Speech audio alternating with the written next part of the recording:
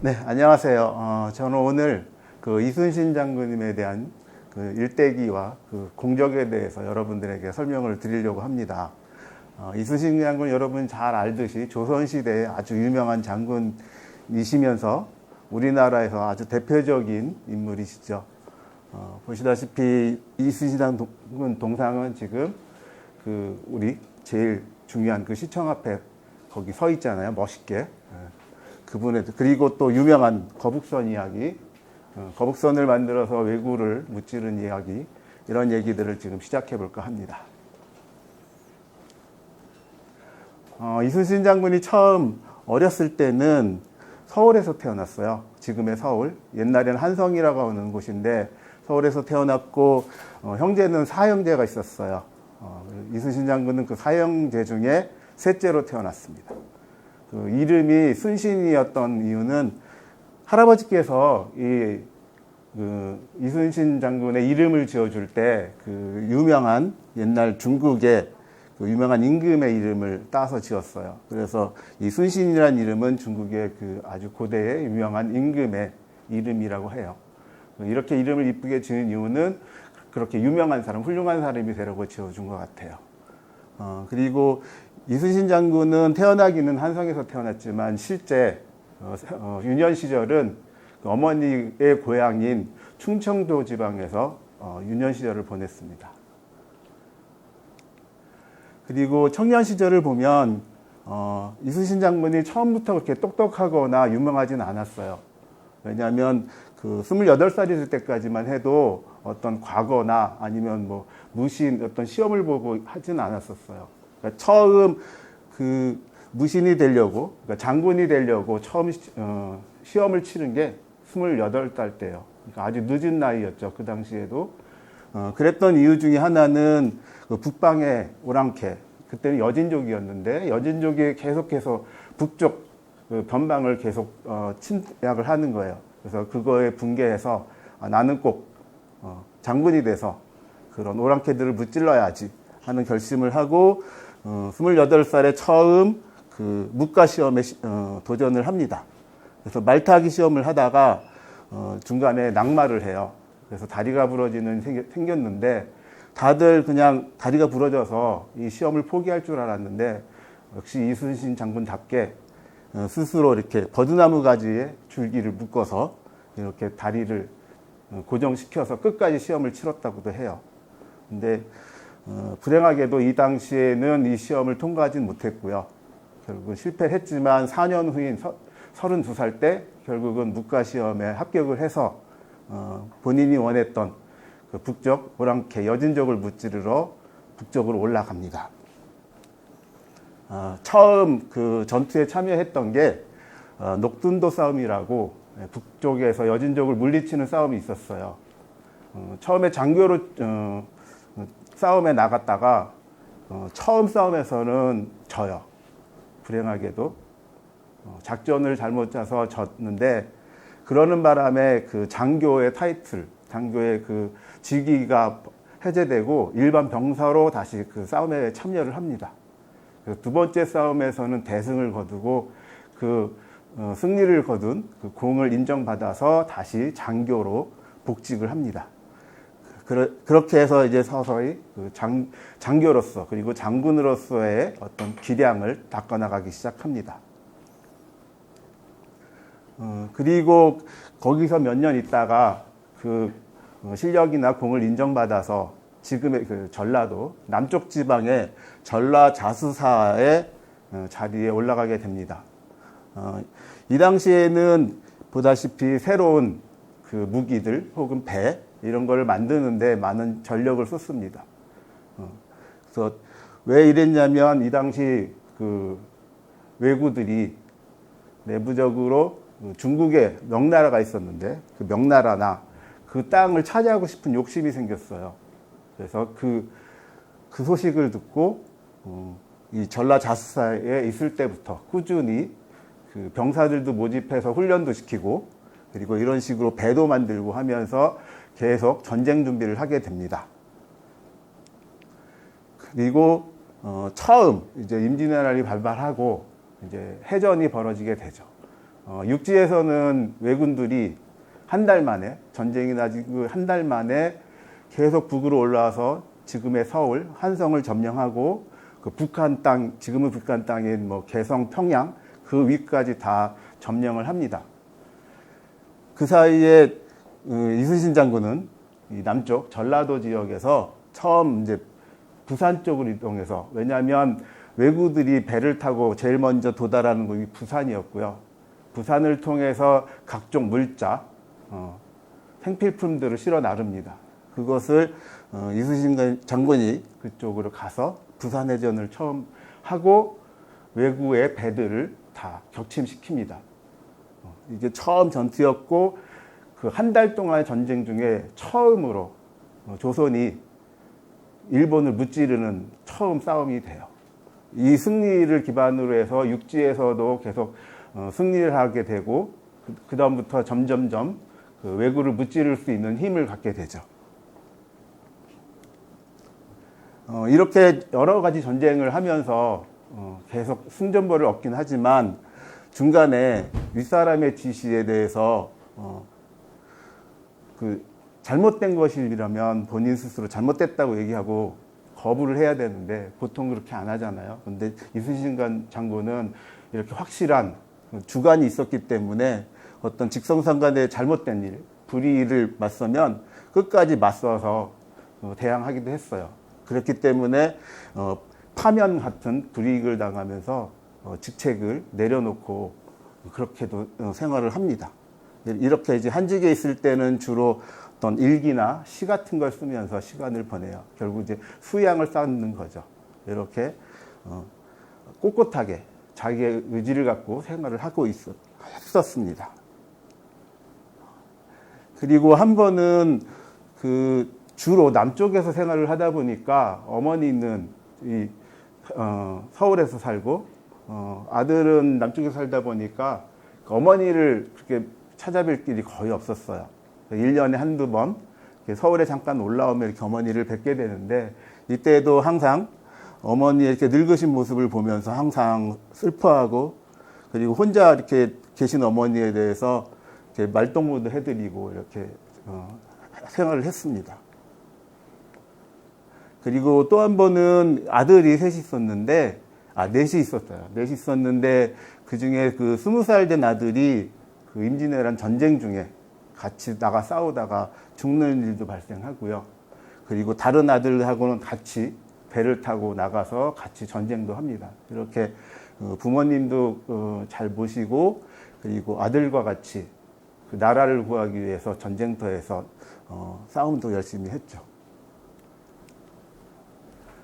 이렇게 임진왜란에서 많은 공을 세우고 한산도 대첩이라는 큰 해전에서도 대승을 함으로써 우리나라가 그 당시 조선이 그 일본을 물리칠 수 있는 여러 가지 계기를 많이 만들었는데 중간에 그 일본 친구들이 약간 계략을 펴요. 뭐냐면 다시 쳐들어올 것처럼 거짓말을 해요. 그러니까 이 임금이라든가 그쪽 신하들은 그 거짓 내용을 가지고 진짜로 전쟁이 나는 줄 알고 다시 이순신 장군한테 싸움을 가라고 명령을 해요. 근데 이순신 장군은 그 내부에서 일본의 소식을 별도로 듣고 있었기 때문에 그 소식을 들은 바로는 걔네가 거짓으로 그렇게 작전을 꾸민 거였는데 그래서 사실 임금의 말을 거역하고 전쟁에 나가질 않아요. 전쟁에 안 나가고 별도로 군인들을 훈련시키거나 아니면 배를 이렇게 싸울 준비를 하거나 이런 준비를 하지 실제 그 일본군이 올 거라는 그쪽으로 이동을 안 해요. 싸우기 위해서. 그러다 보니까 임금은 그 명령을 어겼다는 이유로 이렇게 이순신 장군을 포박해서 다시 서울, 지금의 서울, 옛날의 한성으로 끌고 올라갑니다. 슬픈 일이죠.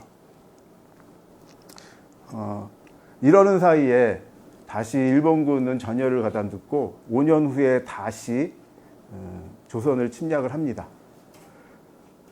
그때 이순신 장군이 없었기 때문에 다른 장수가 있었어요. 이순신 장군 대신.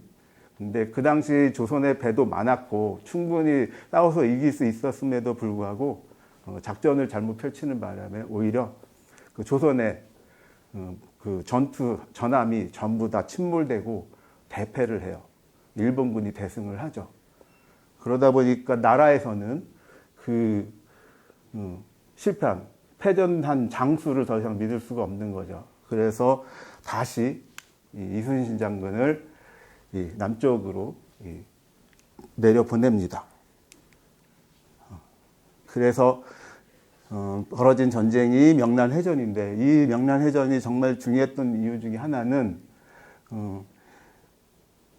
이 일본군이 대부분 물자를 가지고 이 조선의 가운데 그리고 이제 서울 쪽으로 가지고 오려고 하려면 이 서해안을 따라서 물자를 실은 배들이 지나갔어야 됐어요. 그러다 보니까 이 일본 왜구들의 배들이 그 조선인의 이 전함들을 다 침몰시키고 가고 싶은 거예요. 근데 이순신 장군이 그 당시 그 전의 싸움에서 다 져서 전함이 12척밖에 안 남아 있었고 그러다 보니까 일본의 배는 100여 척이 넘었고 싸움이 안 되는 거죠. 그래서 이순신 장군이 머리를 쓴 게 이 명량이라는 좁은 해협에서 작전을 펼쳐요. 그래서 그 왜구들이 좁은 길로 그러니까 큰 바다에서 싸우면 많은 배들이 적은 배들한테 공격을 쉽게 할 수 있으니까 좁은 길목에서 배들이 지나가게 하면서 그러니까 순차적으로는 배들을 하나씩 침몰시키는 작전을 펼치면서 명란해전에 대승을 거둡니다. 이럼으로써 그 일본의 보급이 끊기게 되고 그래서 이 바다는 완전히 이제 조선이 완전히 점령을 하게 되는 거죠. 그러다 보니까 일본은 더 이상 그 군대를 계속 올려보낼 수가 없는 거예요. 이게 그 명란해전이었고 이 당시에 대승을 거두는 이 해전 전투 중에서 가장 그 유명한 이유가 적의 배는 100여 척이 넘었고 조선의 배는 12척밖에 없었죠. 그러다 보니까는 거의 싸움이 안 되는 거잖아요. 10대 1의 싸움인데 그 싸움을 멋지게 작전을 펴서 승리를 하게 되는 거죠. 그래서 이게 결정적으로 임진왜란이 그 종식될 수 있는 결정적인 해전이 되었고요. 이렇게 되다 보니 더 이상 그 일본의 왜구는 싸울 힘을 잃고 이제 다 철수를 합니다. 그래서 다 철수를 하는 과정에서 마지막에 도망가는 왜구를 끝까지 쫓아가서 다 격침시키기 위해서 최후의 전투인 노량해전을 펼쳐요. 이거는 도망가는 적을 무찌르기 위해서 갔던 전쟁이고 그 당시 치열한 전투 중에 이순신 장군은 결국 왜구의 총탄에 맞고 사망을 하게 됩니다. 그때 그 유명한 말이 있죠. 나의 죽음을 적에게 알리지 마라. 그 이유는 한창 전투 중에 그 우두머리 장수가 죽게 되면 사기를 잃게 되잖아요. 그 사기자를 염려해서 전쟁이 끝날 때까지는 자기의 죽음을 알리지 말라라고 얘기하고 마지막 전투를 승리로 이끌면서 생을 마감합니다. 지금까지 종합적으로 이순신 장군이 이렇게 유명하게 됐던 가장 큰 임진왜란이란 일본이 우리나라 조선을 침범했던 시기는 16세기 말, 그러니까 1592년부터 1598년 사이의 이야기였고, 일본이 임진왜란을 일으킨 가장 큰 이유는 중국을 정복하기 위한 교두보, 징검다리 역할을 하기 위해서 우리나라를 침범한 거죠. 그럼에도 불구하고 우리가 조선이 결국 승리하고 무찌를 수 있었던 가장 큰 이유는 이순신 장군이 이 바다를 끝까지 막아내고 왜구가 더 이상 우리나라에 들어올 수 없게끔 했었기 때문에 승리할 수 있었죠. 그리고 또 하나는 이런 뛰어난 전략, 그리고 선진 무기, 그리고 이런 거북선 같은 최첨단 무기, 그 당시에 최첨단 무기와 배들을 만들어서 전략적으로도 강하고 그리고 무기적으로도 강한 군대, 해군을 만들어서 승리를 할 수가 있었던 거죠. 간단하게 거북선의 특징을 좀 살펴보면 여기가 판옥선이라서 일반 우리 전함들이에요. 그 당시 조선의 전함이고 이게 거북선, 그 유명한 거북선이고요. 그 거북선의 좀 특징을 보면 이렇게 돼 있어요. 이게 3층, 최위의 갑판층인데 여기 보면 여기 포들이 보이죠. 이렇게 대포를 쏠 수 있는 곳이 있고 그리고 여기에 뭐 지휘실이 있어서 전체 전장을 지휘하는 곳이 있고요. 그리고 거북선도 바람이 불 땐 이 돛을 이용해서 갈 수 있게 돼 있고요. 그리고 앞에 이렇게 아주 거북선의 제일 큰 특징, 용머리가 있죠. 용의 입에서는 불도 내뿜기도 했어요. 그리고 여기 밑에 보면 노를 젓는 곳이 있고요. 그리고 그 아래층, 2층, 한층 아래죠. 2층 갑판을 보면 여기 배를 정박할 수 있는 닷도 있고 그 다음에 여기 의료실이라는 취침실, 왜냐하면 배 위에서 계속 생활을 해야 되니까. 그리고 좀 무기고도 있고 그리고 여기 그 선원들을 밥을 해 먹을 수 있는 조리실, 그리고 뭐 화장실, 뭐 이런 아주 제대로 잘 갖춰진 배의 구조를 볼 수가 있어요. 그리고 이런 거북선이나 이런 판옥선에 탑재됐던 무기들이에요. 보통 이게 대포들인데 천자총통이라 해서 이렇게 멀리까지 포를 보낼 수 있는 것이 있었고 지자총통, 현자총통, 황자총통 이렇게 있어요. 그래서 이거는 멀리까지 멀리 있는 배들을 격침시킬 때 쓰고 가까이 있을 때 이렇게 또 쏠 수 있는 대포들이 따로 거리마다 이 포의 종류가 달랐어요. 이게 다 그 이순신 장군 때 만들어진 포들이에요. 이 대포들을 이용해서 적의 함선을 격침시킬 수가 있었죠. 잘 모를 것 같아서 한번 이순신 장군이 싸웠던 그 주요 해전의 위치를 좀 지도로 보여드리는 거예요. 처음 임진왜란이 일어나고 한 1, 2개월 만에 싸웠던 전장터가 한산도 대첩이었고요. 그리고 그 나중에 한 5년 후에 다시 왜구가 쳐들어왔을 때 대승을 거두었던 명량해전, 그리고 마지막 해전, 이순신 장군이 총탄에 맞아 돌아가셨던 노량해전, 이렇게 있습니다. 보시다시피 이 부산부터 이 전라도 이쪽, 해남, 이 전체를 다 이순신 장군이 바다를 지켰던 거죠. 이거 이순신 장군을 하면 아주 유명한 하객진이라는 것이 있어요. 이게 언제 했었냐면 여기 그 한산도 대첩할 때, 한산도 대첩에 보면 여기가 길목이 좁잖아요. 그리고 여기 한산도를 지나 여기가 큰 바다가 있었어요. 왜구들은 처음에 왔을 때 이 좁은 구에 배들이 모여 있었고요.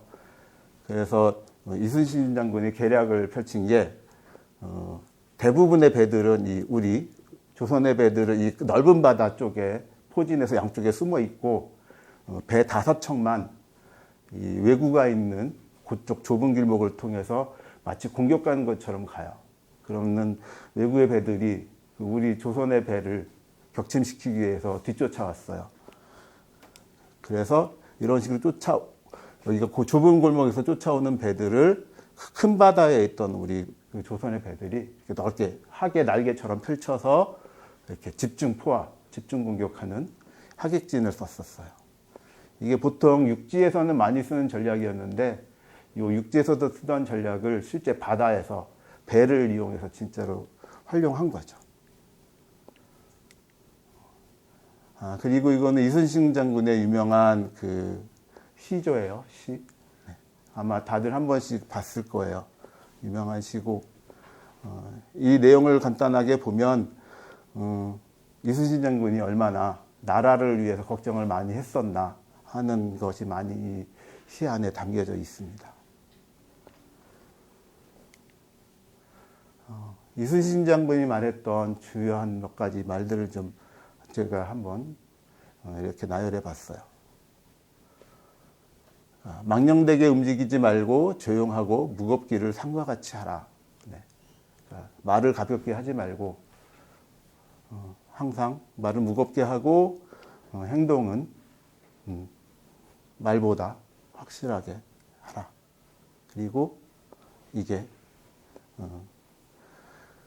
그 전에 장군이 조선의 배를 다 잃었을 때 명란해전 전에 싸움하기 전에 지금 신에게는 아직도 12척의 배가 있어옵니다. 예.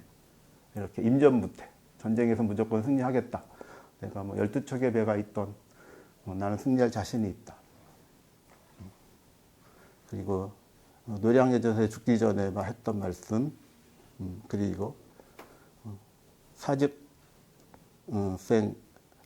생즉상 그지? 사즉 필생 죽고자 하면 살 것이고 살고자 하면 죽을 것이다. 그러니까 이거 죽을 각오로 싸우면 살아남을 것이다. 네.